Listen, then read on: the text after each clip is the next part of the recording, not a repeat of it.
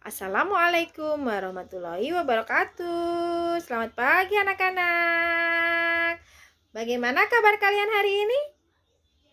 Iya, alhamdulillah. Kalian hari ini dalam keadaan sehat walafiat. Semoga Tuhan Yang Maha Esa selalu melindungi kita semua. Oke, hari ini kita akan belajar, kita masuk tema 2, yaitu tentang udara bersih bagi kesehatan. Oke, sebelum masuk pembelajaran hari ini, kita sebaiknya berdoa terlebih dahulu. Berdoa dimulai.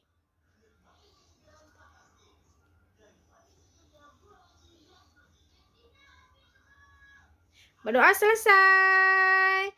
Oke anak-anak. Iya, kita hari ini PJJ pembelajaran jauh hari ini memasuki tema 2, yaitu udara bersih bagi kesehatan. Ya, kita akan masuk ke subtema 1, yaitu cara tubuh mengolah udara bersih. Oke anak-anak, sebelum memasuki materi yang akan Ibu sampaikan, Ibu akan sedikit mengulas tentang udara yang kita hirup. Oke anak-anak? Nah, setiap hari, setiap saat, setiap detik, kita selalu menghirup udara untuk bernafas. Ya, jadi apa pengertian dari bernafas? Iya, pinter. Bernafas adalah apa tadi? Menghirup oksigen dan mengeluarkan karbon dioksida. Iya, itu pengertian dari bernafas. Sekilas sedikit sebelum kita masuk ke materi. Nah, hari ini kita belajar pembelajaran 1 tentang cara mencari informasi dari teks informasi penting pada suatu teks. Dan yang kedua, kita akan belajar tentang sistem pernapasan pada hewan. Nah, nanti ada apa saja hewannya? Kita nanti masuk ke pembelajaran. Oke, anak-anak? Kita mulai masuk ke pembelajaran dan akan Ibu terangkan melalui video. Oke. Tema 2, udara bersih bagi kesehatan. Sub tema 1, cara tubuh mengolah udara bersih. Yang pertama, mencari informasi penting dari teks. Informasi adalah sekumpulan fakta yang menggambarkan sebuah peristiwa atau kejadian tertentu. Informasi dapat membuat seseorang mengetahui dan memahami sesuatu. Salah satu cara memperoleh informasi adalah dengan membaca teks dengan cermat. Setelah membaca, informasi dapat diperoleh dari jawaban pertanyaan yang menggunakan kata tanya adik Simba. Kita sudah mengenal kata tanya adik Simba. Apa sih kata tanya adik Simba itu? Yaitu ada apa, di mana, siapa, mengapa, dan bagaimana. Apa sih adik Simba? Untuk menanyakan apa saja? Oke, yang pertama apa? Apa yaitu menjelaskan mengenai apa peristiwa yang terjadi yang diberitakan dalam teks berita. Di mana yaitu menjelaskan tempat atau lokasi di mana peristiwa dalam teks berita terjadi. Kapan yaitu menjelaskan kapan waktu peristiwa yang terjadi yang diberitakan dalam teks. Siapa yaitu menjelaskan siapa saja orang-orang yang terlibat dalam peristiwa yang diberitakan dalam teks berita. Mengapa yaitu menjelaskan latar belakang atau penjelasan atau alasan terjadinya peristiwa yang diberitakan dalam teks berita. Bagaimana yaitu menjelaskan tentang proses terjadinya peristiwa yang terjadi dalam teks berita. Mencari informasi penting dari teks. Kita dapat mengelompokkan pertanyaan dengan cara membuat mind map atau yang disebut dengan peta pikiran. Mind map adalah suatu cara menyajikan informasi yang kita dapat dalam bentuk diagram. Berikut adalah contoh teks dengan judul Wisata Hutan Desa Bumi Gemilang. Desa Bumi Gemilang terkenal akan sumber daya alam hutan yang berlimpah. Namun, hutan ini sangat sunyi. Selama bertahun-tahun, penduduk desa Bumi Gemilang mencari kayu bakar sebagai mata pencaharian di hutan. Kegiatan penduduk yang secara terus-menerus tersebut membuat beberapa pemuda jenuh. Menurut mereka, hutan di desanya sangat indah dan berpotensi untuk dijadikan hutan wisata. Pepohonan pinus yang rimbun, udara yang sangat sejuk, serta pemandangan yang indah menjadi alasan utama mereka ingin mengubah hutan tersebut menjadi wisata hutan. Awalnya ide dari beberapa pemuda desa tersebut tidak disetujui oleh penduduk lainnya. Mereka beranggapan bahwa hutan ini terlalu sunyi sehingga tidak akan banyak wisatawan yang mau datang ke hutan ini. Namun, Danar, salah satu penggerak pemuda desa tersebut, tidak kehilangan akal. Ia mengumpulkan foto-foto serta video yang berisi pemandangan alam di sekitar hutan, lalu mengunggahnya ke media sosial. Respon sangat baik diterima masyarakat. Masyarakat mulai berdatangan menuju hutan wisata ini. Mengetahui semakin banyak pengunjung, penduduk desa pun membangun sarana dan prasarana yang mereka perlukan, seperti toilet umum, jalan, dan menjual cendera mata. Dari bacaan teks tersebut, kita dapat mencari peta pikiran dengan menggunakan kata tanya adik Simba, dengan menggunakan dalam bentuk diagram. Yang pertama yaitu pertanyaan menggunakan kata tanya apa. Apa yang diusulkan untuk dibuat di Desa Bumi Gemilang? Yaitu hutan wisata diusulkan untuk dibuat di Desa Bumi Gemilang. Menggunakan kata tanya siapa? Siapa yang mengusulkan dibuatnya hutan wisata? Yaitu para pemuda Desa Bumi Gemilang mengusulkan dibuatnya hutan wisata. Menggunakan kata tanya bagaimana? Yaitu bagaimana cara Danar, salah seorang pemuda, memperkenalkan hutan wisata di Desa Bumi Gemilang kepada masyarakat luar, yaitu dengan mengumpulkan foto serta video pemandangan alam di hutan, lalu mengunggahnya ke media sosial. Menggunakan kata tanya mengapa? Yaitu mengapa para pemuda mengusulkan dibuat hutan wisata, karena mereka jenuh dengan mata pencaharian mereka yang hanya mencari kayu bakar di hutan. Sistem pernapasan hewan. Sistem pernapasan hewan disesuaikan dengan tempat hidupnya. Yang pertama ada hewan cacing tanah. Cacing tanah bernapas menggunakan permukaan kulit basah dan berlendir. Permukaan kulit basah tersebut membantu pertukaran gas, oksigen, dan karbon dioksida. Berikut adalah sistem pernapasan pada cacing tanah berupa gambar. Udara masuk melalui mulut dan seterusnya menuju tenggorok, pangkal tenggorok, pembuluh penampung, sistem saraf, pembuluh ventral, saluran ekskresi, kemudian ke gloiler. Yang kedua ada ikan. Ikan bernapas menggunakan insang. Cara bernapas ikan yaitu oksigen atau air masuk melalui mulut, kemudian menuju insang. Pernapasan ikan terjadi dalam 2 tahap, yaitu tahap inspirasi dan tahap ekspirasi.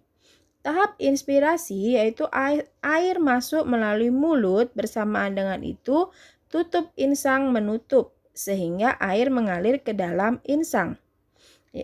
Tahap kedua yaitu tahap ekspirasi. Mulut ikan menutup, tutup insang membuka sehingga air mengalir keluar melalui lembaran insang. Pada saat itu terjadi pertukaran gas, yaitu darah melepaskan karbon dioksida ke dalam air dan mengikat oksigen dari air. Ini merupakan sistem pernapasan hewan pada ikan berupa gambar. Air atau udara masuk melalui mulut lalu menuju ke bagian insang. Selanjutnya adalah hewan serangga. Serangga bernapas menggunakan trachea. Udara masuk melalui stigma. Stigma adalah lubang-lubang kecil yang terdapat pada permukaan tubuh serangga yang berfungsi untuk jalan keluar masuknya udara. Cara bernapasan pada serangga yaitu oksigen masuk melalui stigma, kemudian masuk menuju trachea, dan selanjutnya masuk menuju ke seluruh tubuh. Berikut adalah sistem pernapasan pada serangga berupa gambar. Udara atau oksigen masuk melalui mulut, kemudian menuju ke trachea. Sistem pernapasannya ditunjukkan dengan gambar yang berwarna kuning.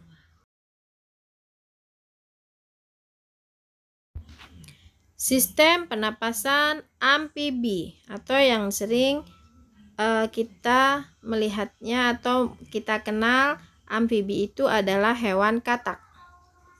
Amfibi bernafas menggunakan insang jika berada di air, sedangkan bernapas menggunakan paru-paru jika berada di daratan. Amfibi memiliki kulit yang selalu lembab dan basah untuk membantu pertukaran oksigen dan karbon dioksida. Berikut adalah sistem pernapasan katak pada gambar. Udara masuk melalui hidung, kemudian menuju bronkus, setelah itu menuju paru-paru. Berikut adalah proses respirasi yang dilakukan dengan menggunakan paru-paru. Gambar pertama, pengambilan udara dengan keadaan otot rahang bawah yang mengendur. Selanjutnya, otot sternohicolus berkontraksi sehingga udara masuk ke rongga mulut. Udara masuk ke paru-paru dan terjadi pertukaran gas. Kontraksi otot sternohicolus dan otot perut sehingga rongga perut mengecil. Udara keluar melalui koane.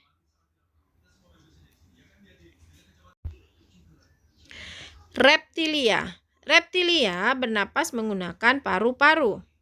Ada reptilia yang menyelam seperti kura-kura, penyu, dan buaya. Cara bernapas reptilia yaitu oksigen masuk melalui hidung, kemudian ke tenggorokan, selanjutnya menuju ke paru-paru.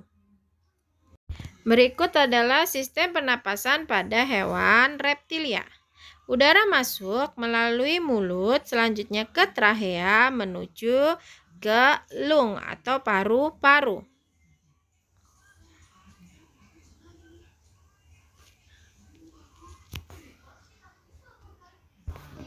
Sistem pernapasan hewan burung. Burung bernapas menggunakan paru-paru. Pada saat terbang, burung bernapasnya menggunakan pundi-pundi udara. Pundi-pundi udara mampu menyimpan udara. Pada saat terbang, burung tidak bernapas menggunakan paru-paru, melainkan menggunakan udara yang disimpan pada pundi-pundi udara. Berikut adalah sistem pernapasan hewan burung pada gambar. Udara masuk melalui hidung, kemudian menuju trachea, Selanjutnya menuju ke paru-paru. Kantong udara digunakan jika burung pada saat terbang. Mamalia. Mamalia bernapas menggunakan paru-paru. Proses pernapasan pada mamalia yaitu oksigen masuk melalui hidung, kemudian menuju ke tenggorokan, selanjutnya menuju paru-paru. Karbon dioksida dikeluarkan melalui jalur yang sama.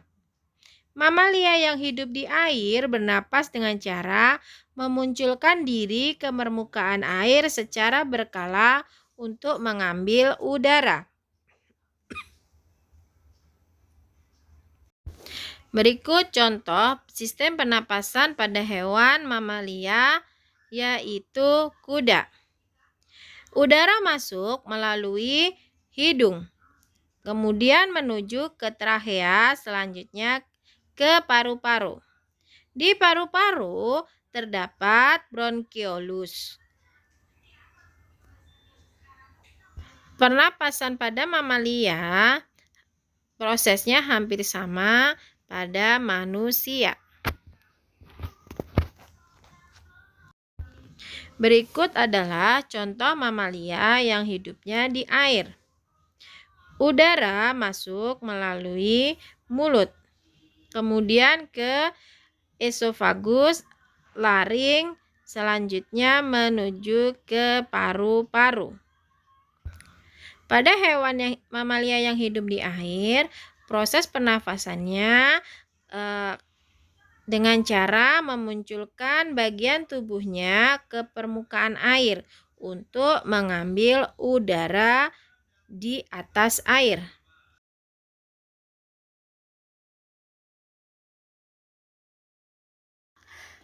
Alhamdulillah, Ibu sudah menjelaskan materi tentang cara mencari informasi penting pada suatu teks, yaitu dengan apa?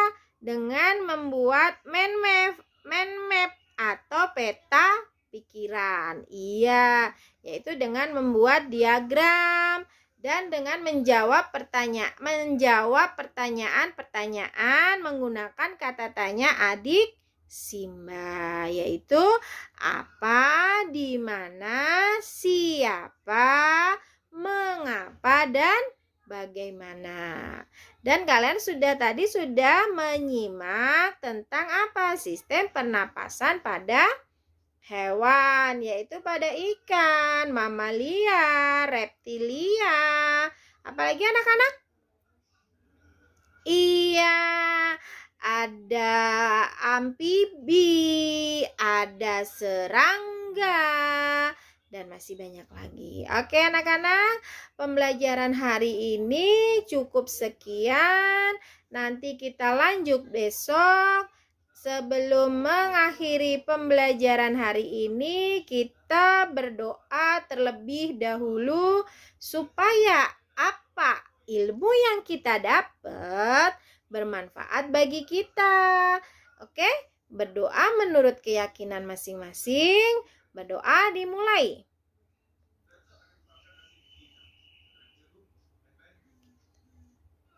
Berdoa selesai. Nah, sebelum Ibu mengakhirinya, Ibu tidak bosan-bosan untuk mengingatkan kepada kalian untuk selalu menjaga kesehatan diri kita sendiri dan keluarga kita, orang terdekat kita. Yaitu dengan cara apa? Kita harus mematuhi protokol kesehatan, yaitu dengan cara apa? Memakai masker, terus mencuci tangan. Setelah itu apa? Iya, jaga jarak. Oke? Pembelajaran yang Ibu sampaikan cukup sekian. Wassalamualaikum warahmatullahi wabarakatuh. Bye.